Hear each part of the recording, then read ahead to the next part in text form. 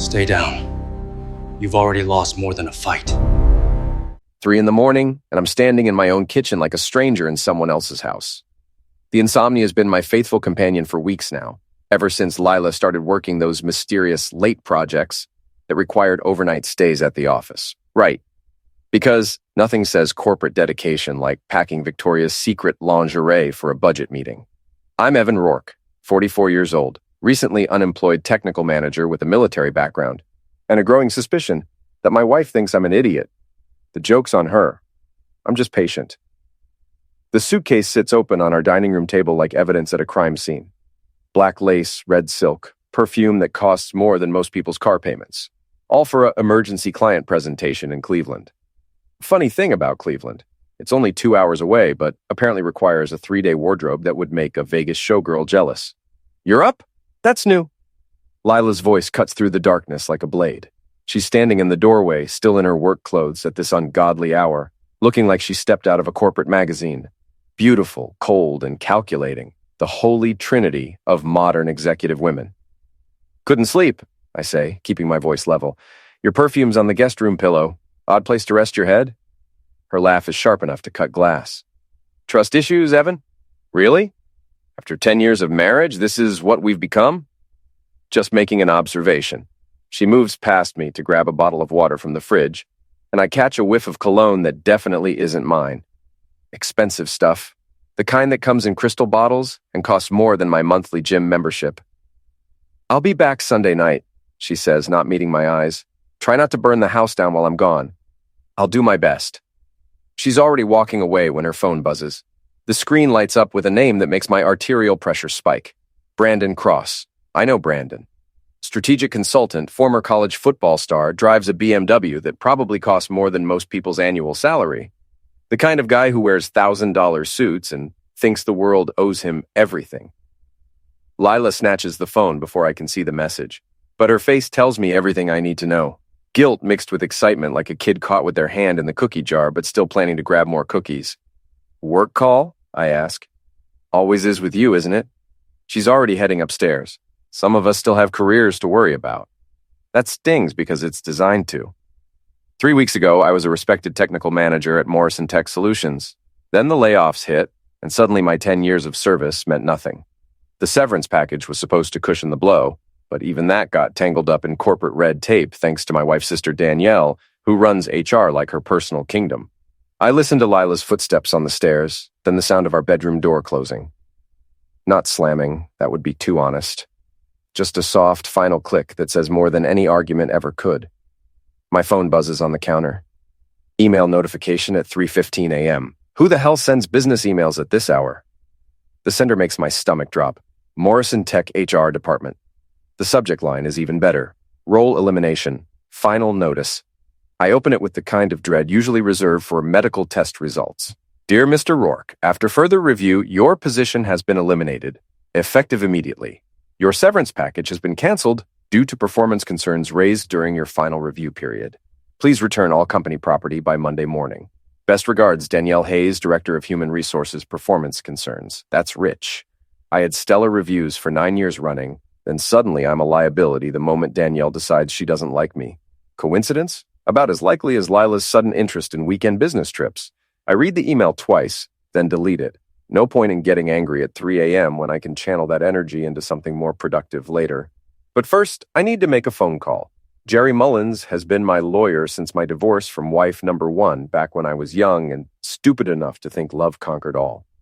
He's also a night owl with a reputation for fighting dirty when the situation calls for it. He answers on the second ring. Evan? Christ! What time is it? Late enough for bad news, early enough to do something about it. Let me guess, Morrison Tech? How'd you know? Because I've been expecting this call for 3 weeks. Your wife's sister isn't exactly subtle when she's got it out for someone. What did they hit you with? I read him the email. There's a long pause on his end, then something that sounds suspiciously like laughter. Evan, my friend, you're about to get a windfall if you play this right. Come again? Your employment contract, the one you signed when you started there. Do you remember the exit clause? Honestly, I don't. 10 years ago, I was just happy to have a job that paid well and didn't involve people shooting at me. I signed whatever they put in front of me. Refresh my memory. If an employee is terminated during scheduled vacation time without cause, the company owes 10 times the normal severance package for each year of service. You've been there 10 years, Evan, and according to my records, you were supposed to start your vacation today. The numbers start clicking in my head like a slot machine hitting jackpot. My normal severance would have been 6 months' salary. 10 times that, multiplied by 10 years of service. Jerry, are you telling me what I think you're telling me? I'm telling you to get some sleep and meet me at my office tomorrow morning. And Evan, don't sign anything, don't return anything, and don't let them know you're onto their mistake until we're ready to move. I hang up the phone and look around my kitchen with fresh eyes. The house suddenly feels different, like I'm seeing it clearly for the first time in months. The expensive appliances Lila insisted we needed. The artwork she picked out without consulting me. The life we built together that apparently means nothing to her. Upstairs, I can hear her on the phone, voice low and intimate. She thinks I can't hear her, but military training dies hard. Sound carries in this old house, especially late at night when everything else is quiet. Just keep him busy, she's saying. I'll be with you at the Westin by tomorrow night. I want him out of here before I get back Sunday. A pause, then laughter. The kind of laugh she used to save for me, back when we were happy, or when I thought we were happy. Don't worry about the money, she continues. Once the divorce is final, we'll have more than enough to start over somewhere new. Maybe California. You always said you wanted to live near the beach. I stand at the bottom of the stairs, listening to my wife plan her future with another man in our bedroom, and something cold and hard settles in my chest. Not anger, that comes later. This is something more focused, more dangerous. They think they're so smart. They think they've got it all figured out. Fire the husband, steal his severance, run off with the boyfriend, and leave me with nothing but memories and debt. But they made one crucial mistake.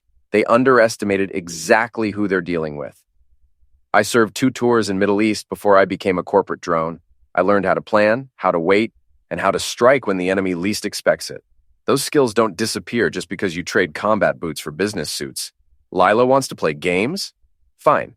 But she's about to learn that some games have consequences she never saw coming. I head back to the kitchen and start a pot of coffee. It's going to be a long night, and I have a lot of planning to do. Tomorrow, the real fun begins. Saturday morning arrives with the kind of gray, drizzling rain that makes everything look like a noir film. Perfect weather for what I have in mind. Lila left 2 hours ago, suitcase in hand and guilt written all over her face. She kissed me goodbye like we were still a happy couple, but her eyes were already somewhere else. Someone else. I'll call you tonight, she said, not quite meeting my gaze. Sure you will. She paused at the door, maybe sensing something different in my tone. Is everything okay, Evan? Everything's perfect, sweetheart. Have fun in Cleveland. The lie came so easily, it surprised me. But then again, I've been getting a lot of practice lately. Now I'm sitting in my car, outside Marty's boxing club, watching the Saturday morning crowd file in for their weekend warrior sessions. Marty Kowalski owns the place. Former Army Ranger, current private investigator, and the only person I trust completely in this godforsaken city. The gym occupies the bottom floor of a converted warehouse in the old industrial district. No fancy equipment, no juice bars, no mirrors covering every wall. Just heavy bags, speed bags, and the kind of atmosphere that separates the serious from the tourists. I find Marty in his office, a cramped space above the main floor that overlooks the training area through a wall of windows. He's built like a fire hydrant, short, thick, and impossible to move when he doesn't want to be moved. The gray in his beard makes him look distinguished, but the scar running from his left ear to his jaw tells a different story. You look like hell, he says without looking up from his paperwork. Thanks. You always know just what to say. It's a gift. Coffee? He pours 2 cups of something that could probably strip paint, and I fill him in on the last 24 hours. Marty listens without interruption, occasionally nodding or making notes on a legal pad. So let me get this straight, he says when I finish. Your wife is cheating with some corporate pretty boy. Her sister fired you illegally, and they think they're going to ride off into the sunset with your money. That's the general idea. And you want me to help you destroy them. I want you to help me get what's mine. If they get destroyed in the process, that's just good fortune. Marty grins, and it's not a pleasant expression. I like the way you think. What do you need? Information? Phone records, financial records, anything that proves what they're planning? I also need to know everything about Brandon Cross. Where he lives, where he works, what he drives. who he knows. That's going to cost you. Jerry thinks I'm about to come into some money, a lot of money. Then consider it an investment in your future happiness. We shake hands, and I feel something loosen in my chest.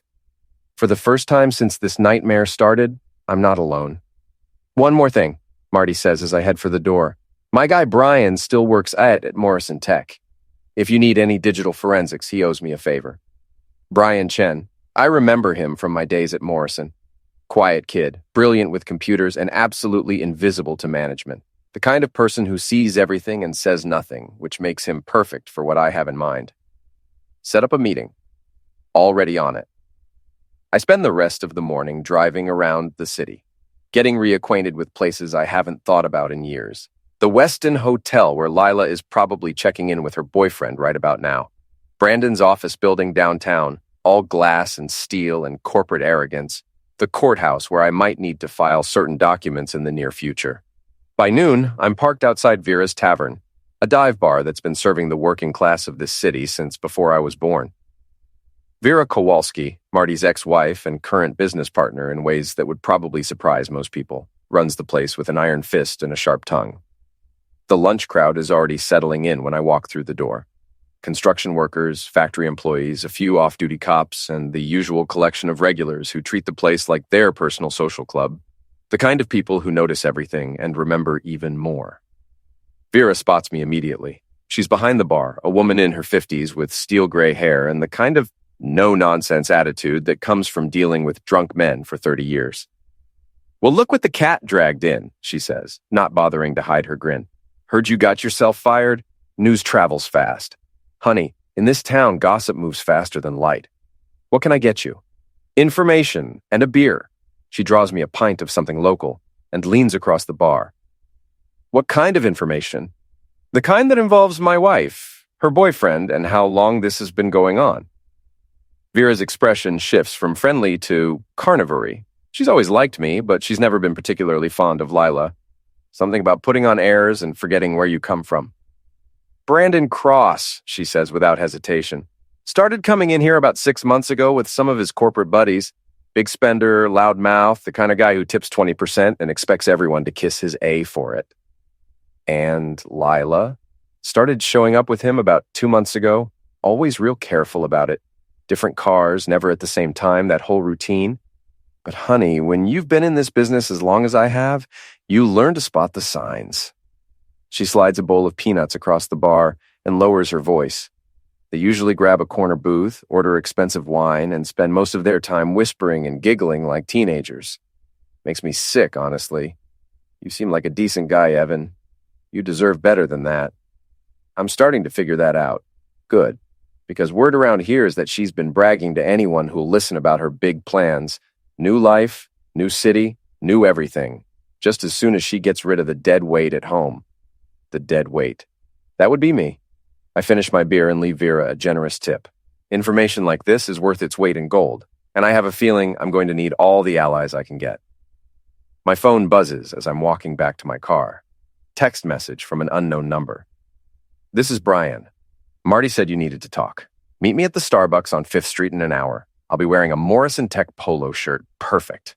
Time to start building my case. Brian looks exactly like I remember. Thin, nervous, with the kind of pale complexion that comes from spending too much time in front of computer screens. He's already seated at a corner table when I arrive, laptop open and fingers flying across the keyboard. Evan, he says, not looking up. Heard about what happened. That sucks, man. Yeah, well, life's full of surprises. Marty said you might be able to help me with something. Depends what you need. I'm not going to do anything illegal. Nothing illegal. I just need to recover some of my own data. Personal emails, phone records, that sort of thing. Stuff that should be mine anyway. Brian finally looks up, and I can see the wheels turning behind his eyes. He's smart enough to read between the lines, and honest enough to want to help if he can. Your wife's sister really screwed you over, he says quietly. Everyone in IT knows it. The official story doesn't match the documentation, if you know what I mean. I'm not sure I follow. Your performance reviews, your project completion rates, your client satisfaction scores, they're all excellent. Right up until 3 weeks ago when suddenly there's a bunch of negative comments that don't match your actual work history. Interesting. Very interesting. Is there any way to prove that? Maybe. If someone happened to have backed up the original files before they got modified, hypothetically speaking. Brian's laptop screen is angled away from me, but I can see enough to know he's accessing the Morrison Tech network. Technically, he's not supposed to be doing this from off-site, but technically a lot of things happen in the corporate world that aren't supposed to happen. Hypothetically, I say, how would someone go about recovering that kind of backup? Well, hypothetically, someone might have already done that, and hypothetically, they might be willing to share that information with someone who got screwed over by the system. He slides a flash drive across the table. It's so small I almost miss it. Everything's on there. Your original performance reviews, the modified versions, email chains between HR and management, the works. Should be enough to prove that your termination was retaliatory rather than performance-based. I pocket the drive carefully. I owe you one, Brian. Just promise me you'll make them pay for what they did. Danielle Hayes is a cancer in that company and everyone knows it. Maybe it's time someone did something about it. Oh, I plan to. Trust me on that. We shake hands and part ways, but I can see the satisfaction in his eyes. He's not the only Morrison Tech employee who's been waiting for someone to take down Danielle Hayes. I'm just the one with nothing left to lose. Back home, I spend the evening going through Brian's files. It's all there, just like he promised. My original reviews, glowing with praise and recommendations for advancement. The modified versions, suddenly full of concerns about my attitude, my work quality, my team leadership skills.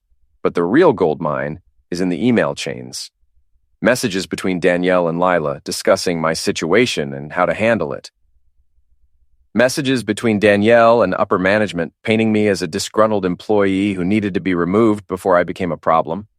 And most damning of all, a message thread between Lila and Brandon discussing their plans for my severance money and how they were going to use it to start their new life together.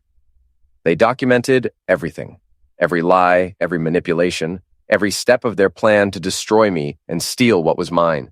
They were so confident, so sure that I would never find out that they left a paper trail a blind man could follow. My phone rings just as I'm closing the laptop. Lila, calling from her romantic weekend getaway. "Hi, honey," she says, and her voice is warm and loving and completely fake. "Just wanted to check in and see how you're doing." "I'm fine. Having a quiet weekend at home." "Good. You deserve some rest after everything you've been through." In the background, I can hear music and laughter. Restaurant sounds. Brandon's voice saying something that makes her giggle. "Where are you calling from?" I ask. Sounds busy for a hotel room. "Oh, we're just grabbing dinner after the presentation. You know how these client meetings go?" "Sure I do. Well, don't let me keep you from your work." "I love you, Evan." The words hang in the air between us like a challenge. She's waiting for me to say it back, to play along with the charade for just a little longer. "Have fun in Cleveland," I say instead, and hang up. Tomorrow, Jerry and I are going to have a very interesting conversation with the folks at Morrison Tech. And after that, the real fun begins. I pour myself 3 fingers of bourbon and raise the glass in a toast to my empty house. To new beginnings, I say out loud, and to people getting exactly what they deserve. Monday morning arrives with the kind of crisp autumn air that makes everything seem possible. I'm standing outside Morrison Tech's corporate headquarters at exactly 9 a.m., wearing my best suit and carrying a briefcase that contains enough evidence to end several careers. Jerry Mullins looks like he was born to practice law, tall, silver-haired, with the kind of commanding presence that makes people stop talking when he enters a room. He's wearing a $1,000 suit and carrying himself like a man who's about to collect a very large fee. "You ready for this?" he asks as we approach the main entrance. "I've been ready for weeks." "Good. Remember, let me do most of the talking. Your job is to look calm and confident, while I destroy them with facts and legal precedent." The Morrison Tech lobby is all marble and glass, designed to impress visitors and intimidate employees. The security guard recognizes me and starts to say something, but Jerry cuts him off with a look that could freeze water.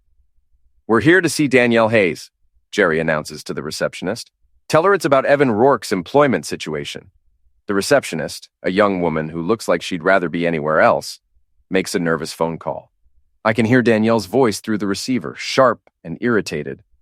"She'll be right down," the receptionist says, not meeting our eyes. Danielle Hayes appears 5 minutes later, looking every inch the corporate executive in her designer suit and perfectly styled hair. She's always reminded me of a shark, all teeth and carnivory instincts circling for the eliminate. "Evan," she says with false warmth, "I wasn't expecting to see you here. I thought you understood that your termination was final." "My client has some questions about his employment contract," Jerry says smoothly. "Perhaps we could discuss this in your office?" Danielle's smile falters slightly. She wasn't expecting a lawyer, and certainly not one who looks like he charges $500 an hour. "Of course, right this way." The elevator ride to the executive floor is silent except for the soft jazz playing through hidden speakers. Danielle keeps glancing at Jerry like she's trying to figure out what kind of threat he represents. If she only knew. Her office is exactly what you'd expect. Oversized desk, leather chairs, wall-to-wall windows with a view of the city. The kind of space designed to make visitors feel small and powerless. "Please, sit down," she says, settling behind her desk like a general preparing for battle. "What can I do for you, gentlemen?" Jerry opens his briefcase and removes a thick folder.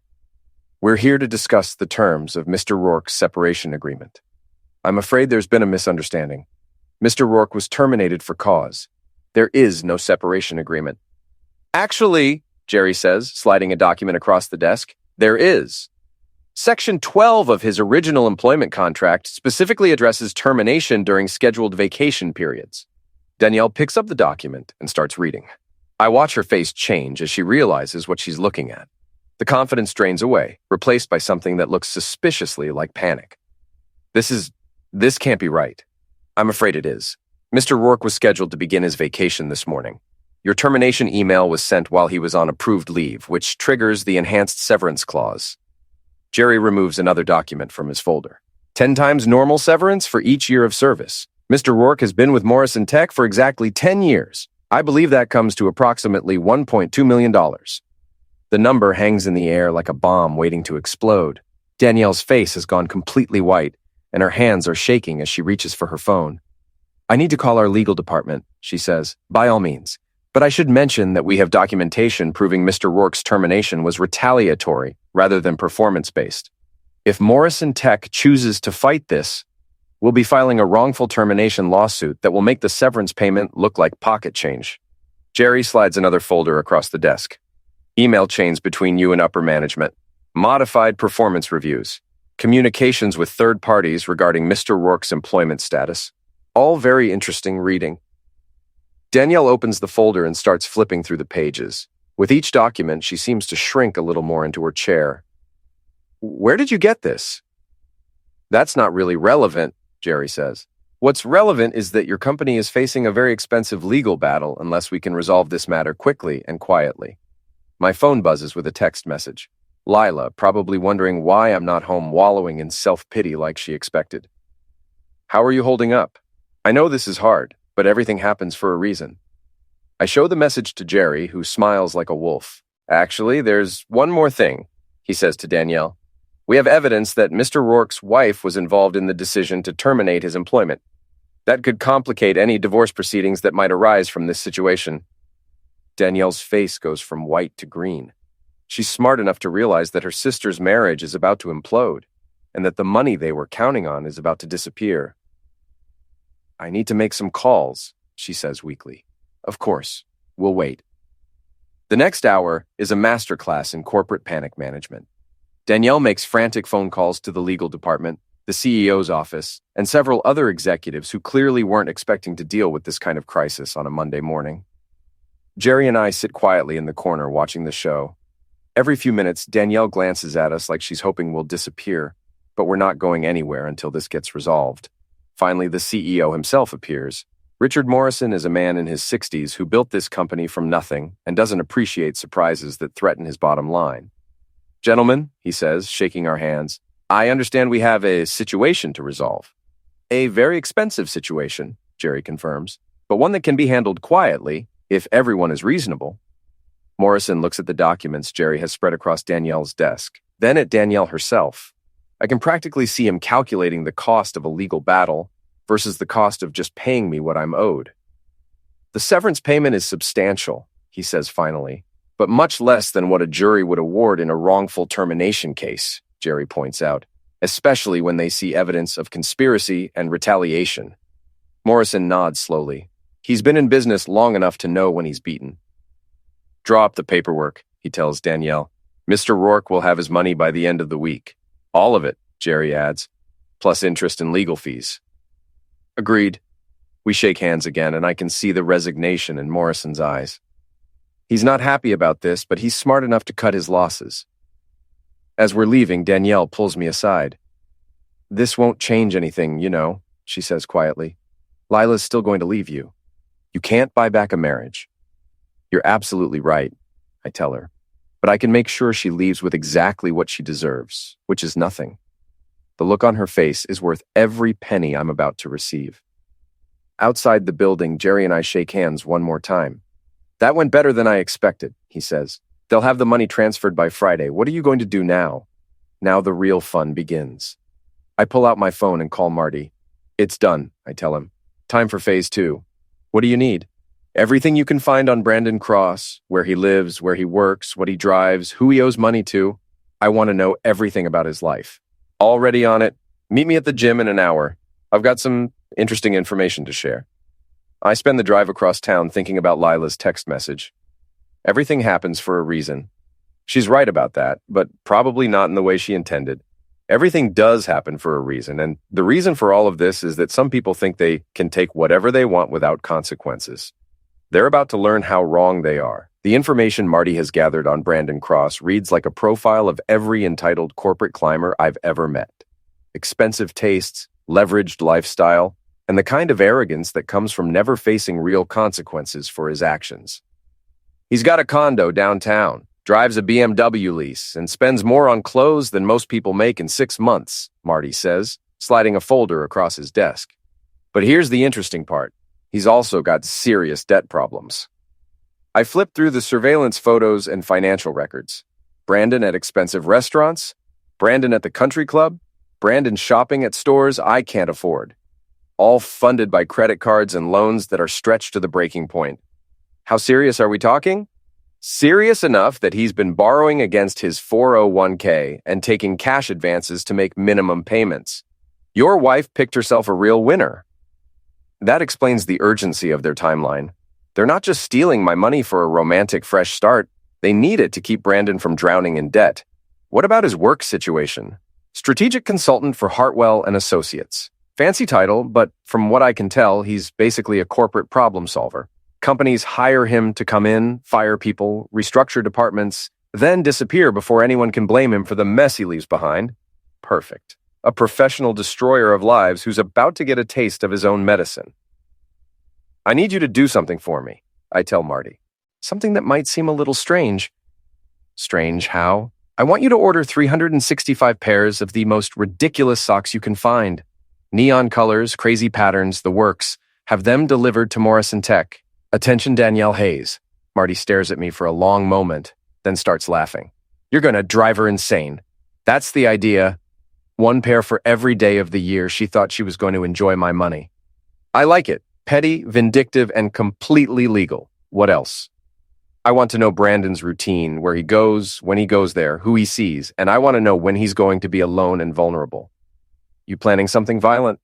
Nothing violent, but I am planning something memorable. By Wednesday, my severance money has hit my bank account, and the socks have been delivered to Morrison Tech. According to Brian, who's been keeping me updated on the office drama, Danielle spent 2 hours trying to figure out who sent them before finally having security remove the entire pile from her office. The story spread through the company like wildfire. Everyone knows about my severance payment by now, and everyone knows that Danielle is the reason I got fired in the first place. The sock delivery just confirms what people already suspected, that I'm not going quietly into the night. Lila calls Wednesday evening, her voice tight with barely controlled panic. Evan, we need to talk. About what? About the money, the severance payment. I know you're angry, but we're still married. That money belongs to both of us. I'm sitting in my living room looking at the financial documents Jerry prepared for me earlier today. Thanks to a prenuptial agreement Lila insisted on when we got married, the severance payment is considered my separate property. She can't touch a penny of it. Actually, sweetheart, that's not how it works. You might want to review our prenup. There's a long silence on the other end of the line. What are you talking about? The prenuptial agreement you made me sign. The one that protects your assets from me in case of divorce. Funny thing about legal documents, they work both ways. You can't just, I can, and I am. In fact, I've already filed for divorce. You should be getting served with the papers tomorrow morning. The sound she makes is somewhere between a gasp and a scream. In the background, I can hear Brandon's voice, demanding to know what's wrong. You fool, she hisses into the phone. You can't do this to me. Actually, I can, and I am. Have a nice life, Lila. Try not to spend all of Brandon's money too quickly. I hang up and immediately call Jerry to let him know the papers have been served. Phase 3 of my plan is about to begin, and I want everything documented properly. Thursday morning, I drive to Morrison Tech and park across the street from the main entrance. At exactly 8:30 a.m., a delivery truck pulls up and starts unloading boxes. Lots and lots of boxes. I called in a favor from an old army buddy who runs a prank gift company. 365 pairs of socks, each one more ridiculous than the last. Neon green with purple polka dots, hot pink with glittery unicorns, orange and black stripes that could probably be seen from space. The delivery driver needs 3 trips to get all the boxes into the lobby, and I can see people gathering to watch the spectacle. Someone takes a picture with their phone, and within minutes it's probably spreading across social media. My phone rings just as the delivery truck is pulling away. What the hell is wrong with you? Danielle's voice is shaking with rage. I have no idea what you're talking about. The socks, you psychopath. 365 pairs of the most hideous socks I've ever seen. Sounds like someone has a secret admirer. This is maltreatment. Actually, it's a gift. Anonymous, untraceable, and completely legal. Enjoy your retirement, Danielle. I hang up and drive home feeling better than I have in weeks. But the day is far from over. That evening, I'm at Vera's Tavern, enjoying a beer and the company of people who actually like me when my phone buzzes with a text from Marty. Brandon's at the gym, alone. Now's your chance. I finish my beer, leave money on the bar, and drive across town to the upscale fitness club where Brandon works out. It's the kind of place that charges $300 a month for the privilege of sweating next to investment bankers and real estate developers. I find him in the parking lot, loading his gym bag into the trunk of his BMW. He's exactly what I expected. Tall, handsome, with the kind of artificial tan that comes from expensive salons rather than actual sunlight. Brandon Cross, I say, walking up behind him. He turns around and I can see the moment he recognizes me. His face goes from confused to worried to angry in about 3 seconds. You're Lila's husband. Soon-to-be ex-husband. We need to talk. I don't think that's a good idea. I think it's a great idea. See, I know all about your little plan, the affair, the money, the new life in California. Very romantic. Brandon closes his trunk and faces me fully. He's bigger than me, younger than me, and probably thinks he can intimidate me with his size. Look, man, I'm sorry about your marriage, but that's between you and Lila. Actually, it's between me, Lila, and the man who's been planning to spend my money. I step closer, and something in my expression makes him take a step back. Here's the thing, Brandon. That money you've been counting on? It's gone. All of it. Locked up in accounts that Lila can't touch, protected by legal documents that are tighter than a submarine. You're lying. Am I? Call her. Ask her about the divorce papers. Ask her about the prenup. Ask her about how much of my severance payment she's entitled to. I can see the doubt creeping into his eyes. He pulls out his phone and starts dialing, but I'm not done talking. While you're at it, ask her about the debt consolidation loan she took out last month. The one she was planning to pay off with my money. Or the credit card she maxed out buying clothes for your romantic getaways. His phone call goes straight to voicemail. Lila isn't answering, which tells him everything he needs to know. You son of a witch, he says, but there's no real anger in it. Just the dawning realization that his meal ticket has disappeared. I'm not the one who destroyed your life, Brandon. You did that all by yourself when you decided to sleep with another man's wife. I turn to walk away, then pause and look back at him. Oh, and Brandon, you might want to get your car detailed. Something smells off. The look of confusion on his face is priceless.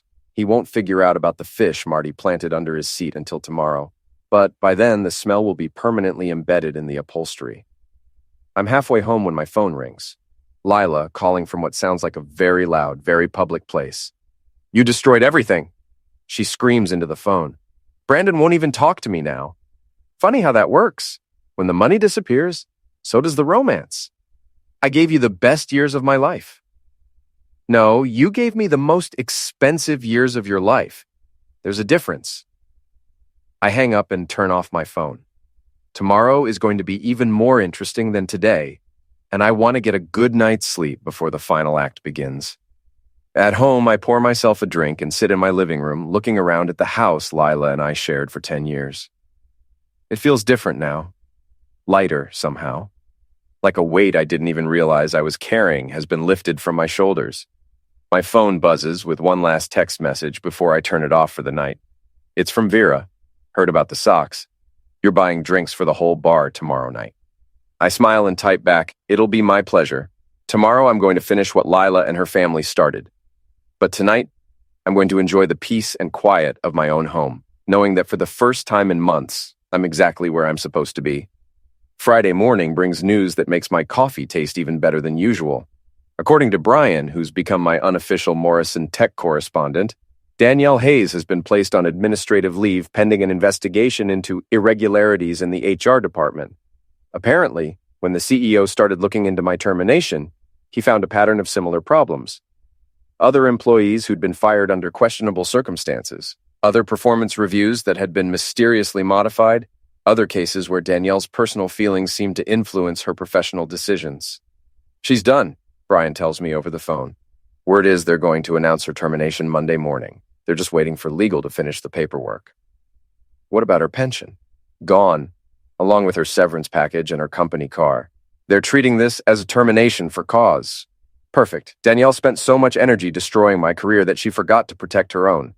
But Danielle is just the appetizer. The main course is still to come. I spend Friday afternoon conducting surveillance on Brandon's routine, learning his patterns and identifying opportunities. He's a creature of habit. Gym at 7 a.m., office by 9, lunch at the same upscale restaurant every day, drinks at the country club on Friday evenings. Today, however, his routine is disrupted. Instead of his usual confident swagger, he looks nervous and distracted. His phone keeps ringing, and each call seems to make him more agitated.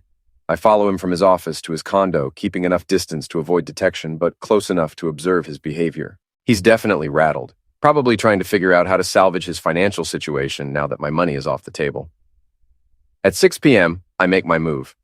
Brandon's condo is in one of those converted warehouse buildings that developers love to market as urban lofts.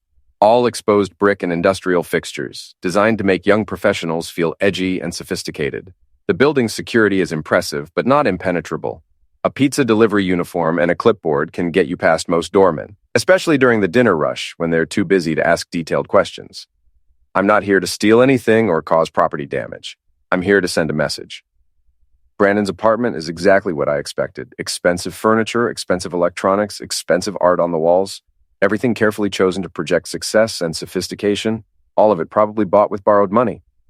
I spend the next hour rearranging his life in subtle but unmistakable ways. Every book on his shelves gets moved exactly 3 inches to the left. Every picture frame gets rotated 15 degrees clockwise. Every piece of clothing in his closet gets reorganized by color instead of type. In his kitchen, I rearrange the contents of his refrigerator in alphabetical order. In his bathroom, I replace his expensive cologne with honey from a squeeze bottle I brought with me. The final touch is a note placed prominently on his pillow. Next time, it's bees. By the time I'm finished, Brandon's perfect life looks like it's been visited by the world's most obsessive-compulsive burglar. Nothing is missing, nothing is damaged, but everything is wrong in ways that will drive him slowly insane. I'm back home by 8 p.m., just in time for the evening's entertainment. Lila arrives at 9:30, letting herself in with the key she still hasn't returned. She looks terrible, hair disheveled, makeup smeared, wearing the same clothes she had on yesterday. "We need to talk," she says, standing in my living room like she still belongs here. "Actually, we don't. Our lawyers can handle everything from here." "Evan, please, I know I made mistakes, but we can work through this." "Mistakes? Is that what we're calling infidelity and theft now?" She starts crying, but they're the calculated tears of someone who's used to getting her way through emotional manipulation. I never meant for things to go this far. Brandon, he promised me things would be different. He said we could have a real future together. How's that working out for you? He won't return my calls. He says it's over, that he can't afford to be associated with someone going through a messy divorce. I almost feel sorry for her. Almost. So, let me get this straight. You destroyed our marriage for a man who dumped you the moment the money disappeared? It wasn't supposed to happen like this. No, it was supposed to happen with you stealing my severance payment and riding off into the sunset with your boyfriend. The only difference is that I found out about your plan before you could execute it. She looks around the living room like she's seeing it for the first time, taking in the changes I've made since she left. New furniture, new artwork, new everything that doesn't remind me of our life together. What happens now? She asked quietly. Now you leave. You find somewhere else to live. You get your own lawyer, and you learn to live with the consequences of your choices. I don't have anywhere to go. My credit cards are maxed out, my savings are gone, and Danielle lost her job today. That sounds like a you problem. She stares at me for a long moment, probably trying to figure out when I stopped being the pushover she married. You've changed, she says finally. No, I've just stopped pretending to be someone I'm not. After she leaves, I pour myself a drink and call Marty to give him an update on the evening's activities. How did Brandon react to your little home invasion? He asks. Haven't heard from him yet, but I'm sure he's having an interesting evening. And Lila? Reality is starting to set in. She's beginning to understand that actions have consequences. Good. What's next? Tomorrow night, we're having a party. Vera's place. I want everyone to know exactly what kind of people they were dealing with. You sure that's wise? Might be better to just let things fade away quietly. Marty, these people tried to destroy my life and steal my money. They thought they were so smart, so clever, so untouchable. I want everyone in this town to know exactly who they really are. Your call, but be careful. Desperate people do desperate things. He's right, of course, but I'm past the point of being careful. I'm ready to finish what they started. Saturday evening, Vera's Tavern is packed with the usual crowd, plus a few dozen extra people who heard about the party through the local gossip network. Word travels fast in a city this size, especially when it involves corporate scandal and marital drama. I'm holding court at the bar, buying drinks and telling anyone who'll listen the real story of what happened at Morrison Tech. The illegal termination, the modified performance reviews, the conspiracy between Lila and her sister to steal my severance payment. So there I was, I tell the crowd, sitting in that boardroom with my lawyer, watching Danielle's face turn white as she realized what she'd done. Turns out firing someone during their scheduled vacation triggers a clause that multiplies the severance payment by 10. The crowd laughs and cheers. These are working-class people who've all dealt with corporate bureaucracy at some point, and they love seeing the little guy win for once. But that's not the best part, I continue. The best part is that my soon-to-be ex-wife and her boyfriend were counting on that money to fund their new life together. When they found out they couldn't touch it, he dumped her faster than a hot potato. More laughter, more cheers. Someone buys me another drink. That's when Brandon walks in. The bar goes quiet as he makes his way through the crowd, looking like a man who hasn't slept in days. His expensive suit is wrinkled, his hair is messed up, and there's a wild look in his eyes that suggests he's not entirely stable at the moment. You, he says, pointing at me. You think you're so smart, don't you? I think I'm smart enough not to sleep with other men's wives. You destroyed my life. Actually, you destroyed your own life. I just made sure you couldn't rebuild it with my money. Brandon pushes through the crowd until he's standing right in front of me. He's bigger than me, younger than me, and probably thinks he can intimidate me in front of all these people. You broke into my apartment. You messed with my stuff. You're going to pay for that. Prove it. He takes a swing at me, but I saw it coming from across the room. 10 years in the Army teaches you to read body language, and Brandon telegraphs his punches like an amateur. I duck under his wild haymaker and come up with a short, sharp jab to his solar plexus that drops him to his knees. The crowd erupts in cheers and applause. Stay down, I tell him. You're embarrassing yourself. But Brandon isn't done yet. He gets back to his feet and charges at me like a wounded bull, all rage and no technique. This time I don't hold back. I sidestep his charge, grab his arm, and use his own momentum to send him crashing into a table full of empty beer bottles. The sound of breaking glass fills the bar, followed by more cheers from the crowd. Brandon tries to get up one more time, but Marty appears beside him and puts a hand on his shoulder. I think you've had enough for one night, Marty says quietly. Why don't you go home and think about your life choices? Brandon looks around the bar at all the faces staring back at him, working-class people who've never liked his type and now have even more reason to despise him. He's outnumbered, outclassed, and completely out of his element. This isn't over, he says, but his voice lacks conviction. Yeah, it is, I tell him. It's been over since the moment you decided to mess with the wrong man's life. Brandon stumbles toward the door, leaving behind a trail of blood from the cuts on his hands and the last shreds of his dignity. The bar erupts in celebration as he disappears into the night. Someone starts a chant of, "Evan, Evan, Evan," and soon the whole place is joining in. I raise my glass to the crowd and smile. To justice, I say, and to people getting exactly what they deserve. The crowd drinks to that, and I know that this story will be told and retold for years to come. The story of how a fired corporate manager took on the system and won. The story of how the little guy got his revenge on the people who tried to destroy him. But more than that, it's the story of how I found out who I really am when everything else was stripped away. Not the mild-mannered husband who let people walk all over him, but the man who fought back when fighting back was the only option left. As the party continues around me, I think about Lila and Danielle and Brandon, probably sitting alone somewhere, wondering how their perfect plan went so wrong. They thought they were dealing with a sufferer. Instead, they found out they were dealing with a survivor, and survivors, by definition, are the ones who are still standing when the smoke clears. Sunday morning arrives with the kind of hangover that comes from drinking too much whiskey and enjoying it too much to care. But even through the pounding in my head, I can't stop smiling. The local newspaper has picked up the story. Not the whole story, of course, but enough to make it interesting. A local man wins big in corporate severance dispute, reads the headline, accompanied by a photo of Morrison Tech's headquarters and a brief description of my legal victory. What the newspaper doesn't mention is the rest of the story. The infidelity, the conspiracy, the spectacular downfall of everyone who tried to destroy me. That story is spreading through different channels. Social media, word of mouth, the kind of gossip that travels faster than official news. My phone has been buzzing all morning with calls and text messages, old friends congratulating me, former co-workers asking for details, reporters wanting interviews. I ignore most of them, but there's one call I have to take. Evan, it's Jerry. We need to talk. What's up? Lila's lawyer called this morning. She wants to negotiate a settlement. What kind of settlement? The kind where she gets half of everything, including your severance payment. I laugh so hard I almost dropped the phone. Tell her lawyer that she can have half of everything she brought to the marriage, which, if I remember correctly, was about $3,000 in credit card debt and a car that barely ran. That's what I figured you'd say, but there's something else.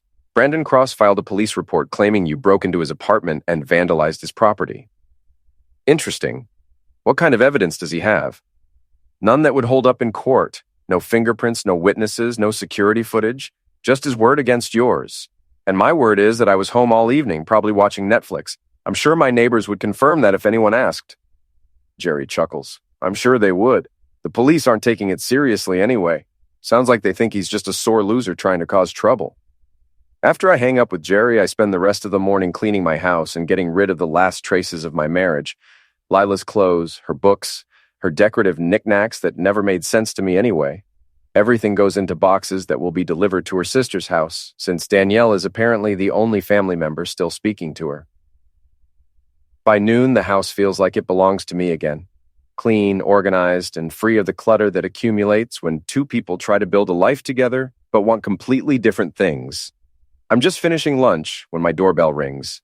Through the peephole, I can see a woman I don't recognize. Middle-aged, well-dressed, with the kind of nervous energy that suggests she's here on official business. Mr. Rourke, my name is Patricia Williams. I'm a reporter with Channel 7 News. I was hoping I could ask you a few questions about your situation with Morrison Tech. Normally, I'd send her away without a second thought, but something about her approach seems different from the usual media vultures who circle around stories like this. What kind of questions?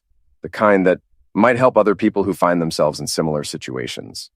Corporate retaliation is more common than most people realize, and your case could serve as an example of how to fight back. I invite her in and make coffee while she sets up her camera equipment. Patricia Williams turns out to be exactly what she appears to be, a legitimate journalist who's interested in the broader implications of my story rather than just the salacious details. How did you know to check your employment contract for that severance clause? She asks once we're settled in my living room. I didn't. My lawyer found it. But the real lesson here is that you should never assume the people in power are looking out for your interests. They're looking out for their own interests, and sometimes that means cutting corners or bending rules. What advice would you give to someone facing a similar situation? Document everything. Keep copies of all your performance reviews, all your email communications, anything that might be relevant if things go bad. And don't be afraid to get a lawyer involved early in the process. We talked for about an hour, covering the legal aspects of my case and the broader issues of corporate accountability.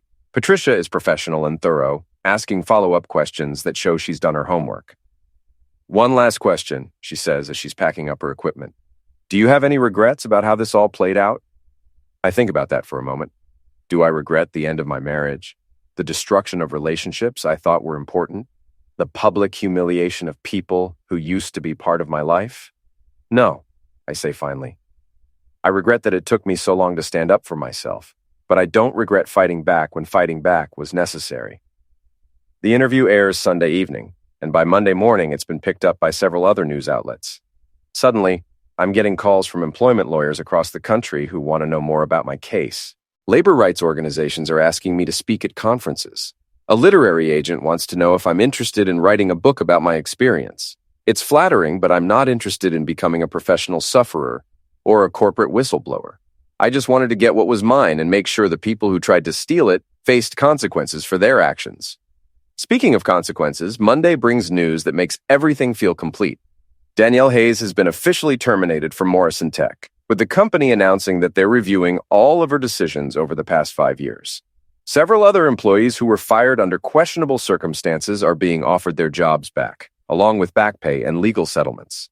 Brandon Cross has been quietly let go from his consulting firm, apparently due to performance issues that coincidentally appeared right after his public meltdown at Vera's Tavern.